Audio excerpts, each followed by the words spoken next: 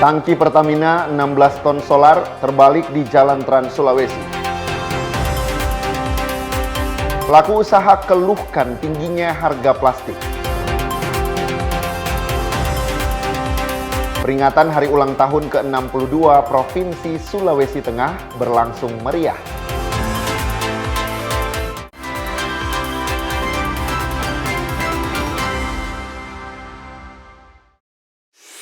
Selamat pagi saudara, apa kabar Anda hari ini? Kita jumpa dalam program Kompas Pagi. Selain 3 berita utama tadi, Anda juga bisa menikmati sejumlah informasi menarik lainnya yang dihimpun tim redaksi Kompas TV. Bersama saya Devis Pinontoan, inilah Kompas Pagi selengkapnya. Hanya di Kompas TV, independen, terpercaya.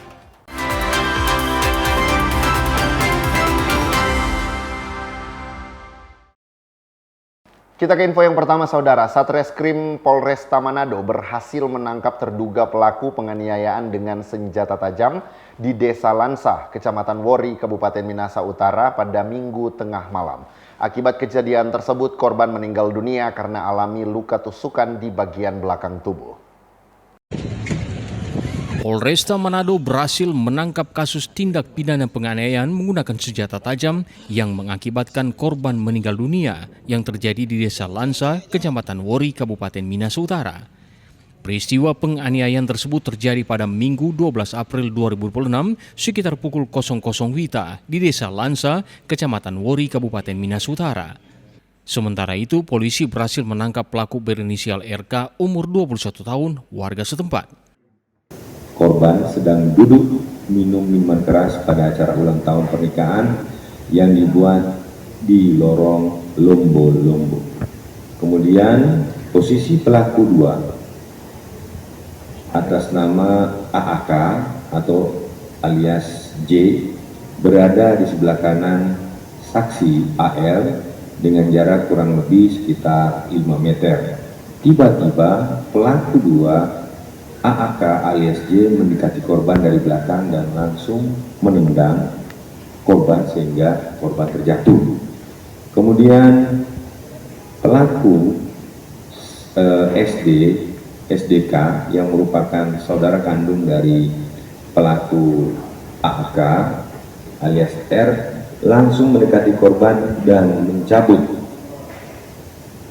sebilah senjata tajam yang diselipkan di pinggang sebelah kanan, kemudian langsung menyerang korban dengan cara menikam korban dari belakang saat korban terjatuh sebanyak 1 kali yang mengenai bagian belakang kiri daripada tubuh korban. Pelaku dan korban diketahui masih memiliki hubungan keluarga serta diduga dipicu oleh masalah pribadi. Jimmy Dapar, Kompas TV Manado, Sulawesi Utara. Sebuah mobil tangki milik Pertamina yang mengangkut sekitar 16 ton bahan bakar jenis solar mengalami kecelakaan dan terbalik di ruas Jalan Trans Sulawesi, tepatnya di tanjakan Desa Munte, Kecamatan Tumpaan, Kabupaten Minasa Selatan pada Selasa siang. Kendaraan tangki solar tersebut dilaporkan terbalik akibat mengalami remblong saat melintas dari arah Bitung menuju SPBU di wilayah bagian selatan. Akibat kejadian ini, 2 orang yakni pengemudi dan penumpang kendaraan mengalami luka cukup serius. Kedua korban telah dilarikan ke rumah sakit terdekat untuk mendapatkan penanganan medis. Muatan solar yang dibawa kendaraan tangki tersebut tumpah ke badan jalan sehingga mengganggu arus lalu lintas di lokasi kejadian. Mengantisipasi kemacetan dan mencegah kecelakaan lanjutan, petugas memberlakukan sistem buka tutup jalur di sekitar lokasi. 2 unit mobil pemadam kebakaran dari Minasa Selatan juga diarahkan ke tempat kejadian perkara guna menyiram dan membersihkan tumpahan solar di jalan. Lantas yang terjadi di Desa Munte, dugaan sementara adalah remblong dan ada 2 korban di dalamnya, yaitu supir dan penumpang. Arah Bitung menuju ke perdesaan Munte, jadi dia terbalik di Desa Munte terkait dengan remblong ini. Bu, untuk tangki itu bermuatan apa, Bu? Bermuatan solar Bapak yang tumpah di jalan sekitar 16.000 liter. Untuk himbauan kepada masyarakat agar berhati-hati jika melewati seputaran Desa Munte karena masih licin yang tertumpah dengan solar. Pihak kepolisian masih melakukan olah tempat kejadian perkara untuk memastikan penyebab pasti kecelakaan tersebut. Tim Liputan Kompas TV Minahasa Selatan, Sulawesi Utara. Saudara, dua warga negara asing WNA asal Tiongkok diamankan pihak imigrasi Kota Bitung, Sulawesi Utara. Dua WNA tersebut merupakan pekerja di salah satu perusahaan di Kota Bitung, namun diduga menggunakan izin tinggal kunjungan. Tindakan ini dinilai tidak sesuai peruntukannya dan melanggar Undang-Undang Nomor 6 Tahun 2011 tentang keimigrasian. Kedua orang WNA asal negara Tiongkok itu ditangkap saat kantor imigrasi kelas 2 TPI Bitung melakukan operasi wirawaspada secara serentak di sejumlah perusahaan di Kota Bitung. Melalui operasi tersebut, dua WNA berinisial PL dan LA yang merupakan pekerja di salah satu perusahaan itu didapati menggunakan izin tinggal kunjungan berupa visa on arrival atau VOA dengan indeks B1. Tindakan ini diduga tidak sesuai peruntukannya dan dinilai melanggar aturan keimigrasian.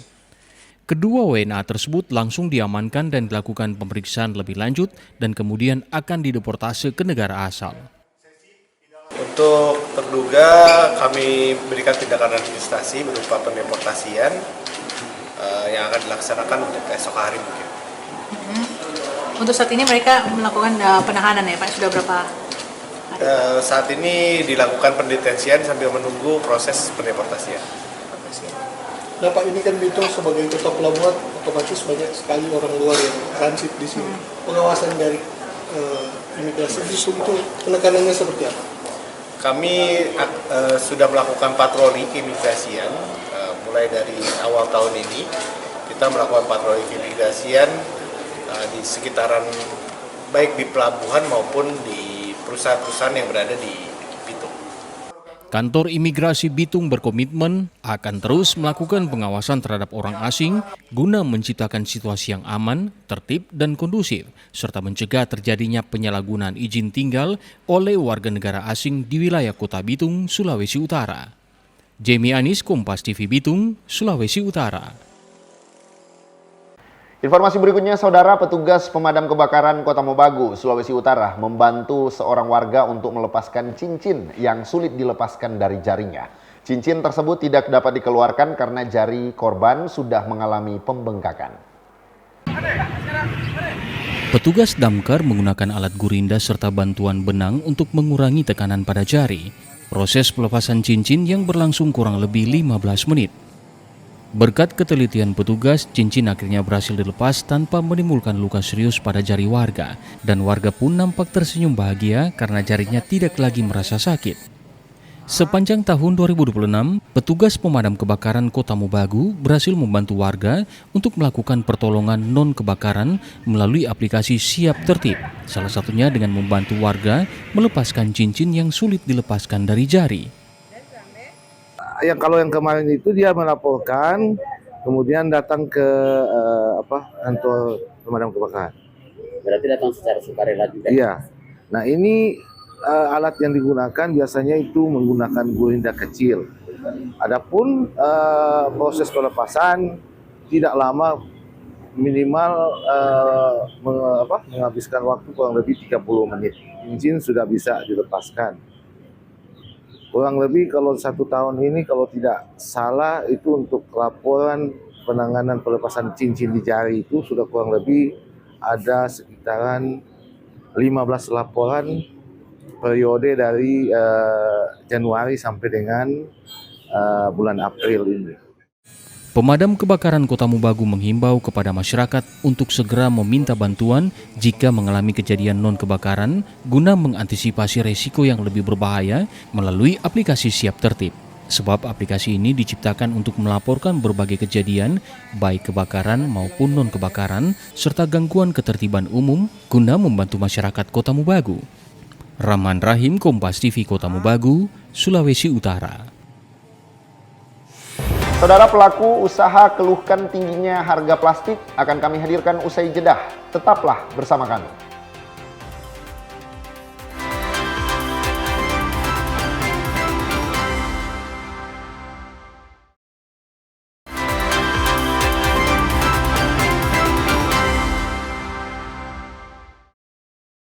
Kembali Anda menyaksikan Kompas Pagi, Saudara. Kenaikan harga plastik yang terjadi dalam kurun waktu 2 minggu terakhir turut berdampak ke sejumlah pelaku usaha.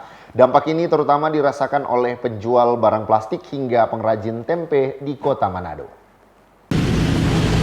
Sejumlah pelaku usaha mulai mengeluhkan naiknya harga plastik yang dinilai sangat memberatkan pelaku usaha. Salah satu yang paling terdampak adalah penjual barang plastik seperti ember, gelas, hingga gayung plastik. Menurut pelaku usaha, kenaikan harga kirim dari 20 juta rupiah per kontainer menjadi 26 hingga 27 juta rupiah per kontainer membuat mereka terpaksa menaikkan harga jualan. Akibatnya, dalam 2 minggu terakhir, dagangan mereka jadi sepi pembeli. Dampaknya seperti kurang orang, tuh. Jadi barang dia biasa orang jual serba 2.000 itu dia kan sudah jadi 3.000. Nah itu.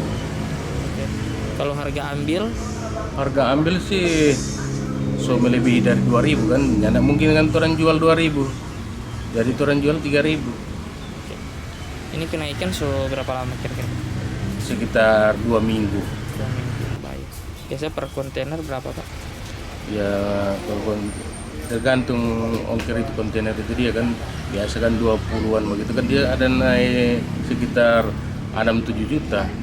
Bukan hanya penjualan barang plastik, kenaikan harga plastik juga dikeluhkan oleh pengrajin tempe di Kota Manado. Diketahui harga plastik untuk bungkusan tempe naik hingga 100%, sehingga dirasa sangat berdampak pada biaya operasional.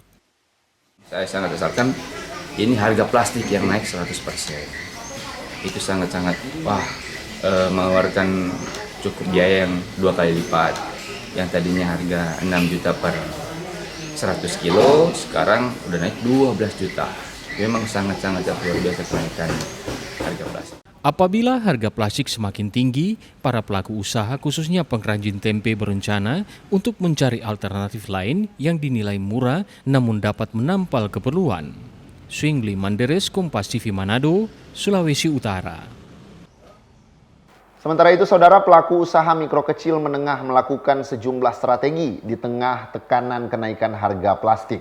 Seperti yang dilakukan pengelola kedai kopi M Coffee Resto di Kelurahan Sario, Kota Manado, yang beralih menggunakan gelas kaca bagi pengunjung yang membeli minuman di kedai mereka. Sebelum menaikkan harga gelas plastik, pengunjung yang membeli online ataupun offline menggunakan gelas plastik. Namun kini pengelola mengatur strategi dengan mengurangi penggunaan gelas plastik, terutama untuk pengunjung yang membeli secara dine-in. Berikut laporan selengkapnya, reporter Yanemi Kesingal dan juru kamera Jimmy Dapar dari Manado, Sulawesi Utara.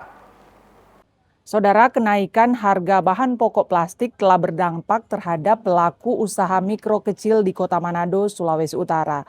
Salah satunya di kedai kopi tempat saya melaporkan, yakni kedai kopi M Coffee and Resto. Untuk lebih lanjutnya, bagaimana dampak kenaikan harga plastik ini telah berdampak terhadap pelaku usaha, saya akan langsung mewawancarai para pelaku usaha di kedai kopi M Coffee and Resto ini sendiri. Kak, kita tahu harga plastik telah naik saat ini. Bagaimana kemudian dampak terhadap kedai kopi yang Anda kelola pada saat ini pasca kenaikan harga bahan pokok plastik ini? Pasca kenaikan harga bahan pokok plastik ini tentunya mempengaruhi secara beban operasional paling utama. Dari hitung-hitungannya kami, beban operasionalnya naik jadi sampai 30% jadinya. Nah, bagaimana strategi Anda selaku pengelola ketika kenaikan harga ini cukup signifikan terhadap operasional kedai? Nah, setelah kami evaluasi secara internal, mungkin ada beberapa efisiensi anggaran yang bisa kami lakukan secara menyelamatkan margin penjualannya. Contohnya mengalihkan penggunaannya lebih ke customer yang memesan secara online. Jadi yang dalam kedainya sendiri hanya menggunakan barang-barang atau tidak menggunakan plastik secara menyeluruh. Yang bisa menyelamatkan harga penjualannya agar tidak naik untuk pelanggan. Ke depan apa kira-kira yang menjadi harapan Anda dengan masih tingginya atau masih berlanjutnya kenaikan harga bahan pokok plastik ini? Ya, harapannya mungkin ada juga kebijakan-kebijakan yang bisa membantu menstabilkan ini semua. Dan juga mungkin tidak cuma dari kami, tapi kedai-kedai lain juga turut menerapkan efisienitasnya sehingga ekonominya tetap berjalan, roda ekonomi tetap berputar, dan dari segi pelanggan, dari marketnya juga tidak terkesannya mati karena kenaikan-kenaikan seperti ini. Oke, baik. Terima kasih. Saudara, itu tadi wawancara kami dengan salah satu pelaku usaha mikro kecil menengah yang terdampak akibat adanya kenaikan harga bahan pokok plastik.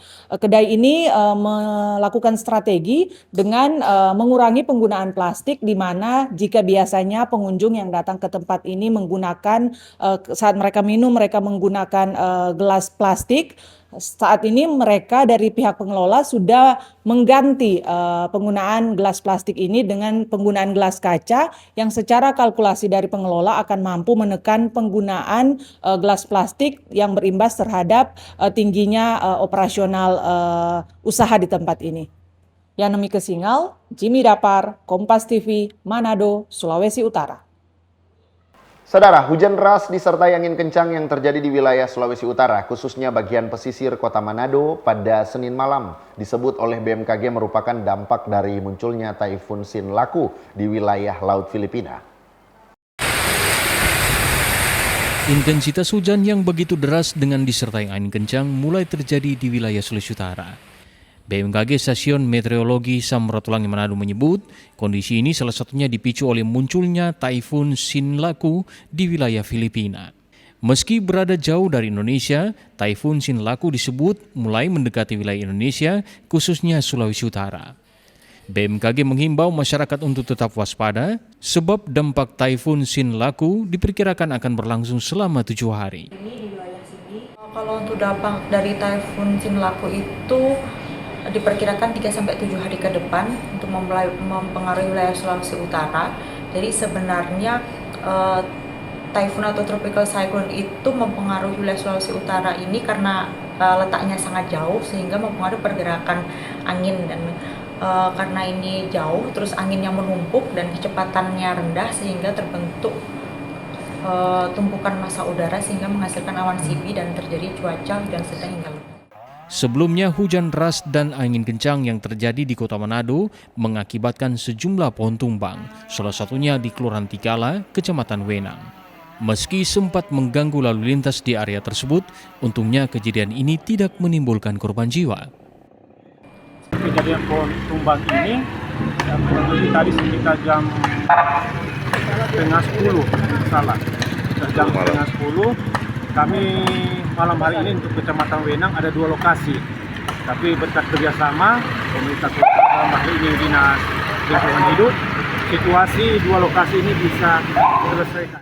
BMKG juga memperkirakan pada beberapa hari ke depan, hujan dengan intensitas tinggi akan kembali terjadi, khususnya di wilayah kota Manado, Minahasa Utara, Minahasa Selatan hingga Bolaang Mongondo. Swingli Manderes, Kompas TV Manado, Sulawesi Utara. Berita lainnya, saudara, kelompok pelajar menempati posisi kedua dalam data pelanggaran lalu lintas di Gorontalo. Temuan ini berdasarkan analisis Direktorat Lalu Lintas Polda Gorontalo sejak Januari hingga April 2026. Direktorat Lalu Lintas Polda Gorontalo mencatat pelanggaran didominasi kelompok usia 17 hingga 25 tahun. Kelompok ini didominasi pelajar dan masuk dalam urutan kedua terbanyak setelah pekerja swasta. Jenis pelanggaran yang paling sering ditemukan antara lain pengendara di bawah umur, tidak memiliki SIM, serta kelengkapan kendaraan yang tidak sesuai standar. Secara keseluruhan jumlah pelanggaran mencapai lebih dari 2.000 kasus dalam periode tersebut. Ditindak selama 3 bulan itu kurang lebih sekitar 2026 pelanggar. Didominasi oleh yang pertama yang berprofesi sebagai swasta, yang kedua pelajar. Nah, ini pelajar ini termasuk yang cukup tinggi angkanya, dari 8 profesi yang sudah kami kelompokkan yang berhasil kami tindak. Untuk berdasarkan profesinya, yang pertama yang paling banyak adalah swasta sebanyak 731 ya. Untuk yang kedua berprofesi sebagai pelajar 490. Yang ketiga sebagai pengemudi sebanyak 267. yang berprofesi sebagai PNS 180, yang lainnya 358 lainnya ini. Selain menindak melalui tilang, petugas juga mengutamakan teguran sebagai langkah edukasi di lapangan. Polisi menghimbau pengguna jalan untuk melengkapi surat dan memastikan kendaraan sesuai standar sebelum berkendara. Fikar Buntuan, Kompas TV, Gorontalo. Saudara, usulan Badan Narkotika Nasional untuk melarang jual beli hingga penggunaan vape mendapat tanggapan dari para penjual atau vaporistas di daerah. Mereka menilai kebijakan ini perlu dikaji ulang agar tidak berdampak luas ke pelaku usaha. Usulan larangan vape oleh Badan Narkotika Nasional atau BNN muncul setelah temuan zat terlarang dalam sejumlah produk liquid. Hasil uji lab menemukan kandungan berbahaya seperti ganja sintetis hingga narkotika jenis sabu. Usulan ini kemudian didorong untuk masuk dalam rancangan undang-undang narkotika. Menanggapi hal ini, salah satu pengelola toko vape di Gorontalo menyebut, vape hanya sebagai perangkat dan bukan sumber masalah utama dalam peredaran narkotika. Menurutnya yang perlu diperketat adalah pengawasan produksi, peredaran liquid untuk mengantisipasi produk ilegal. Yang jelas sih pasti kecewa dengan BNN mengambil langkah begini tuh. Seharusnya tidak seperti ini. Ini kan yang dianukan narkoba ini cuma oknum-oknumnya aja yang memanfaatkan liquid di vape ini sebagai medianya itu. Iya, secara tidak langsung memang menolak kita. Soalnya kalau sampai ini dilarang, kasihan yang pekerja-pekerja dari sektor vape ini harus nganggur lagi dong artinya, ya kan? Pak sebut bahwa pengawasannya diperketat di bagian liquid atau bagaimana itu, Bang? Iya, bisa juga diperketat. Tapi dulu kita 2000 berapa sering sama BNN melakukan langsung uji coba di sini. Tidak ada yang mengandung narkoba. Para pelaku usaha juga menilai kebijakan larangan total berpotensi menimbulkan dampak ekonomi, termasuk risiko bertambahnya pengangguran. Harapannya BNN dapat meninjau kembali usulan ini dan komunitas hingga asosiasi di tingkat nasional dapat menyampaikan aspirasi kepada pemerintah pusat. Fikar Buntuan, Kompas TV, Gorontalo. Informasi peringatan hari ulang tahun ke-62 Provinsi Sulawesi Tengah berlangsung meriah akan kami hadirkan usai jeda. Tetaplah bersama kami.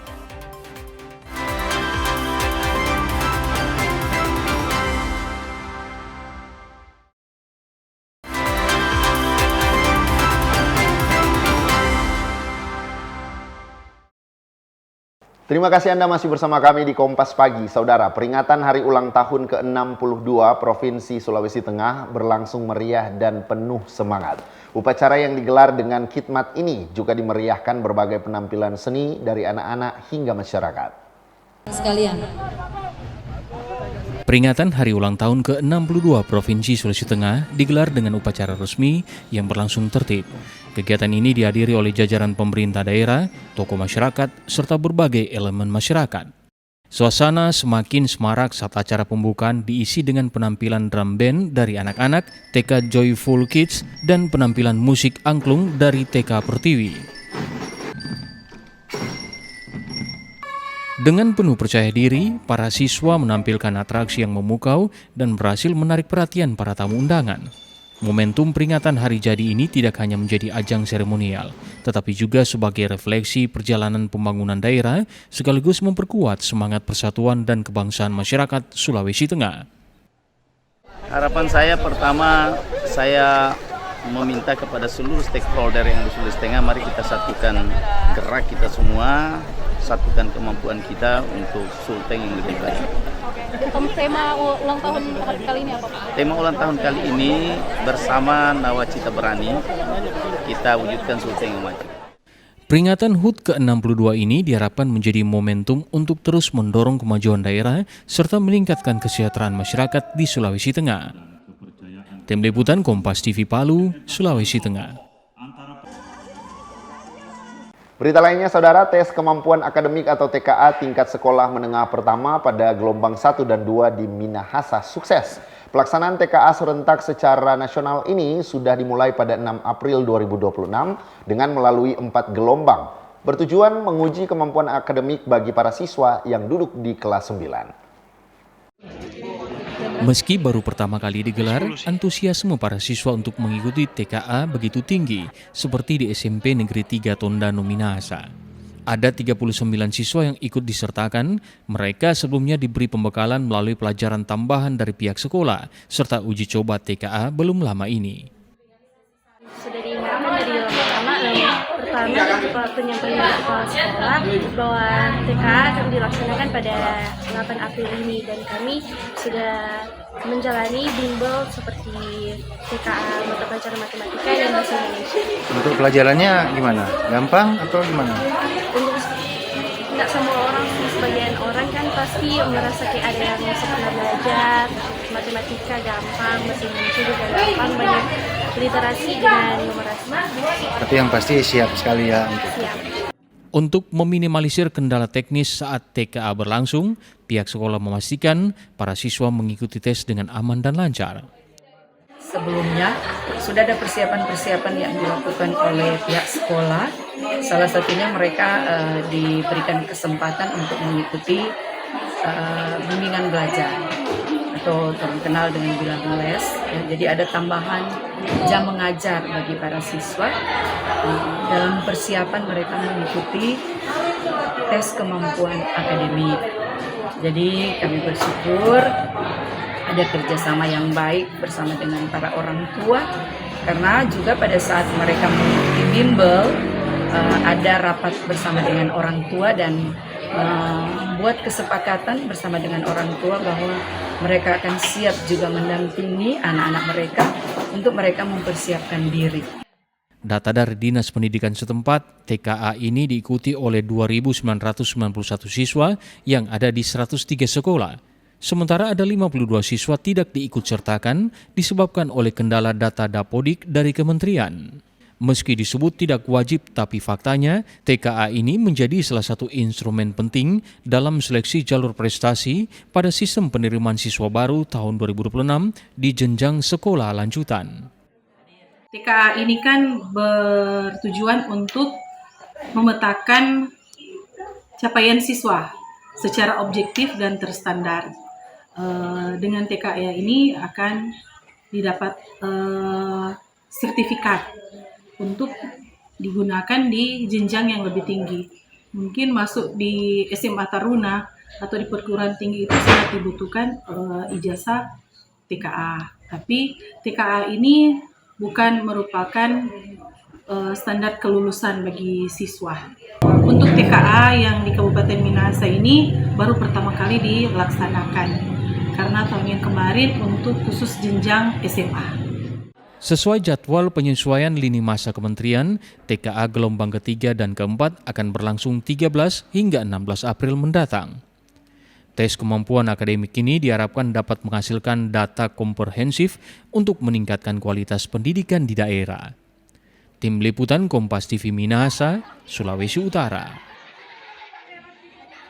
Kita ke berita lainnya, Saudara. Kantor Wilayah Direktorat Jenderal Pemasyarakatan Sulawesi Utara menggelar Basar UMKM dan Ketahanan Pangan dari para warga binaan di lapas maupun rutan se-Sulawesi Utara. Pameran berlangsung di halaman kantor wilayah Dirjen Pas Sulut pada Senin siang. Memperkenalkan hasil karya warga binaan permasyarakatan kepada masyarakat luas, Kantor Wilayah Direktorat Jenderal Pemasyarakatan Sulawesi Utara menggelar Basar UMKM dan Ketahanan Pangan. Selain untuk memperkenalkan hasil karya warga binaan dengan berbagai keterampilan dan kreativitas, kegiatan ini juga merupakan rangkaian Hari Bakti Permasyarakatan ke-62 tahun 2026. Kepala Kanwil Direktorat Jenderal Permasyarakatan Sulawesi Utara, Tony Nainggolan bilang, melalui kegiatan ini, hasil karya warga binaan dapat dirasakan manfaatnya oleh masyarakat pengguna. Rangkaian Hari Bakti Pemasyarakatan yang ke-62 di Kantor Wilayah Direktorat Jenderal Pemasyarakatan Wilayah Sulawesi Utara, kita juga melaksanakan Basar UMKM dan Ketahanan Pangan yang diikuti oleh hampir seluruh unit pelaksana teknis kecuali yang dari pulau. Yang dari pulau juga dikirim barangnya saja untuk pamerkan. Kiranya bazar ini atau pameran hasil kegiatan warga binaan kita ini bisa bermanfaat untuk kita dan juga bisa bagi warga binaan itu sendiri. Dari hasil ketahanan pangan maupun UMKM ini, warga binaan itu mendapatkan upah atau bisa dibilang premi dari hasil kegiatan. Produk UMKM dan ketahanan pangan yang dipamerkan kali ini berupa hasil kerajinan tangan dari batok kelapa, lukisan, kopi hasil racikan barista warga binaan, produk pertanian seperti sayur kol, jagung, dan lainnya. Hasil dari penjualan bazar ini dialokasikan kepada warga binaan sesuai keuntungan yang diperoleh. Yana Mega Singhal, Kompas TV Manado, Sulawesi Utara. Saudara, TNI Angkatan Udara Lanut Samratulangi Manado menggelar pasar murah di Mako Lanutsri pada Selasa pagi. Pasar murah ini dilakukan untuk membantu meringankan beban masyarakat di tengah naiknya harga kebutuhan bahan pokok. Memperingati hari ulang tahun TNI Angkatan Udara yang ke-80, TNI Angkatan Udara Lanut Samratulangi Manado menggelar pasar murah. Ratusan masyarakat yang tinggal di sekitar Mako berbondong-bondong untuk membeli berbagai kebutuhan dengan harga yang cukup terjangkau. Adapun sembako yang dijual yaitu beras SPHP 5 kg dengan harga Rp50.000, telur ayam Rp61.000 per baki, minyak goreng Rp10.000 per liter, gula pasir Rp15.000 per kilogram, serta kebutuhan masyarakat lainnya. Kami masyarakat sangat membantu dengan adanya pasar murah ini.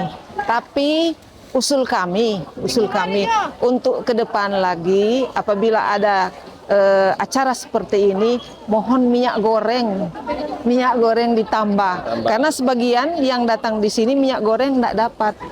Ya, jadi itu yang kami harapkan ketika ada event seperti ini. Oh, dapat beras, dapat gula, yang lain dapat telur, minyak goreng. Tapi kalau kita tidak sempat dapat minyak goreng. Selain sembako, masyarakat juga dapat membeli gas LPG dengan Rp18.000 per tabung.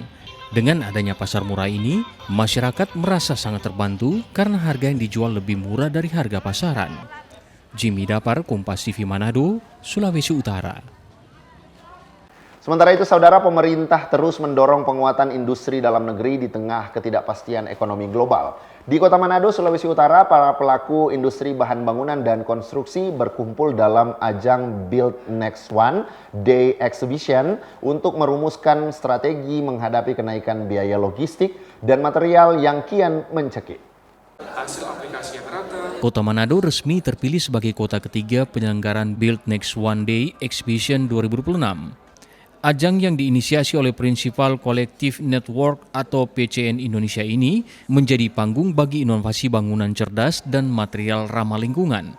Namun optimisme ini dibayangi tentang berat dampak geopolitik dunia telah memicu kenaikan harga material bangunan hingga 20%. Beban ini diperparah dengan kenaikan biaya transportasi logistik yang melonjak hingga 3 kali lipat. Menurut Charles Kurniawan, Area Sales Manager Fortress, pihak prinsipal tidak bisa serta-merta menaikkan harga secara drastis lantaran akan memukul daya beli. Sementara strategi yang dilakukan adalah mengambil jalan tengah dengan menaikkan harga sangat tipis sembari mengeluarkan pilihan produk yang lebih terjangkau namun tetap berkualitas tinggi.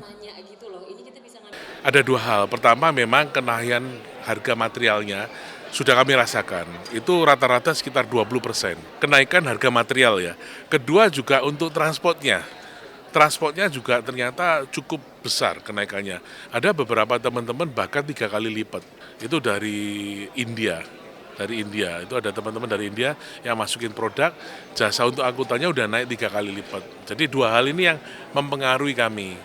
Tapi untuk ke market kami berusaha untuk nggak serta-merta harga itu kami langsung masukkan ke price list kami. Itu juga nggak bijaksana buat kami kan. Otomatis kita mesti ambil jalan tengah. Jadi banyak dari teman-teman naik tapi nggak banyak, nggak ngikutin kenaikan secara umumnya lah, kurang lebih seperti itu. Jadi kalau kami dari pihak kami lebih banyak mengeluarkan produk-produk yang mungkin lebih terjangkau Pak. Kualitasnya cukup bagus tapi kami keluarkan pilihan-pilihan yang lebih terjangkau. bukan kita berusaha untuk naikkan kualitasnya, tapi kita samakan, cuma kita akan cari cara supaya harganya bisa agak turun. Sebagai solusi, pameran yang digelar di Manado ini lebih menonjolkan produk dengan sertifikasi TKDN atau komponen dalam negeri. Hal ini dilakukan untuk mendukung penyediaan hunian terjangkau bagi masyarakat, khususnya rumah dengan harga di bawah 500 juta rupiah yang tetap menjadi primadona di Sulawesi Utara. Sinergi antara pengembang, arsitek, dan produsen dalam pameran ini diharapkan menjadi katalis positif bagi pertumbuhan ekonomi Manado sebagai salah satu dari 5 kota utama di Indonesia. Henco Tumilaar, Kompas TV Manado, Sulawesi Utara. Informasi tadi menutup perjumpaan kita dalam program Kompas Pagi. Saya, Davis Pinontoan, bersama kru yang bertugas, mengucapkan terima kasih banyak atas kebersamaannya. Tetap saksikan rangkaian program berita di Kompas TV. Independen, terpercaya.